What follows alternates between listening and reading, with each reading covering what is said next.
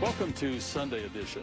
We just experienced an election where we had record voter turnout and an extremely tight race in the 4th Congressional District. Last week we talked with Ben McAdams, and on today's program, it's Mia Love. Yesterday, I had the chance to sit down with Mia Love, and we've decided to deliver it in two parts, one this week, one next week.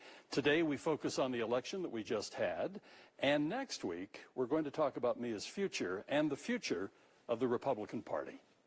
For you personally, and we happen to be in your beautiful home here, it's Christmas time, as people can tell. I want her to decorate my house. But at what cost? What cost to you? What cost to your husband, Jason, who's out raking leaves, and to your kids? Well, in terms of being involved in politics, you know, there's always a cost. The time. The efforts that you spend, you cannot just go in halfway. The people that you represent, especially to me, I mentioned about not being transactional. I take all of those issues very personally. If you look at the Holt family, I personally didn't sleep at night for a long time because I was wondering what he was going through.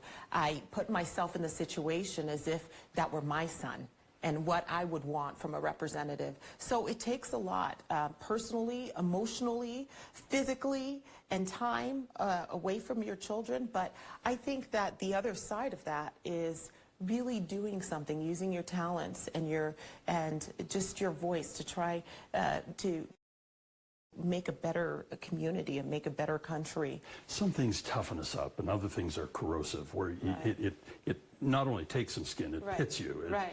They're long-lasting. Was this a corrosive race for you? You've run tight races before, but this and everybody that I've talked to, not only in my profession but outside, said, man, that was a nasty race. It was tough. This is the toughest of all of them. I, first of all, want to say that Utahns, when I talk about Utahns, the people that stood in line for such a long time, I am and have been the only Black Republican female in Congress, and Utah sent me there. My husband was just helping and kind of watching some of the lines, and he said people were in line for 4 to 5 hours just waiting. And so I will forever be grateful, because when you see that type of commitment, that type of effort in a nasty race like this, that gave me some hope. In terms of the race was horrible because I felt like the race had nothing to do with policy. I would have liked to have debated policy and talk about some of those things, but it was character assassination. Well, I'm glad you mentioned the debate. It was horrible. Because I moderated the debate between you and Ben. And, you know, even I walked out, and we were able to keep things at least, you know, kind of on time and the audience calm. But I kept going, I can't even get to the issues here, and I felt that both candidates didn't get to the issues either. Well, you know, I felt like if you go back and look at it, I really tried to say, this is what I've done. These are the things that I've done. This is how we need to respond, and this is what we need to do in the future. You mentioned that you had called Ben, congratulated Ben, but then later in your comments you said that Utahns would find that he's a wolf in sheep's clothing. Yeah.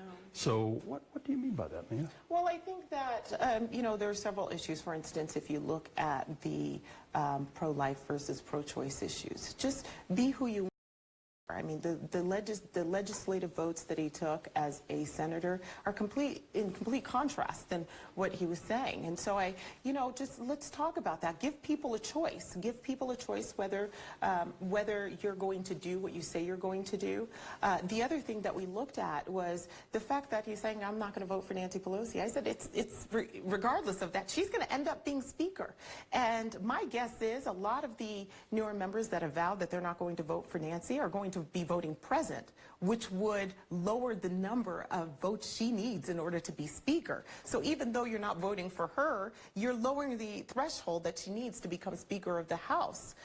So that was, I said it regardless of whether you're going to vote for Nancy Pelosi or not, if the House turns over, Nancy Pelosi will become Speaker. And to run away from that and to pretend that you're doing something other than what you are actually doing is, to me, not indicative of who you are and what you represent. Those long lines of devoted people who stood, I wonder how many did not stay in line and how many looked at them and heard. Even the governor has been extremely critical, and many others have been very critical of Utah County, basically your stronghold.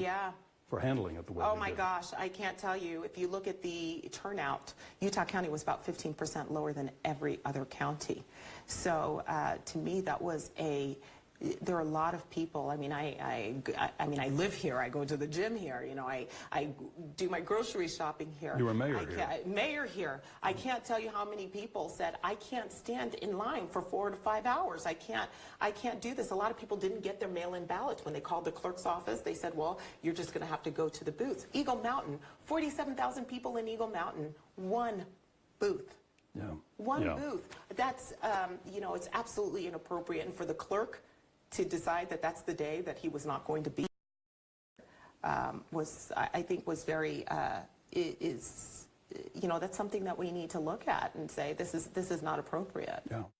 We want to thank Representative Love for sitting down with us.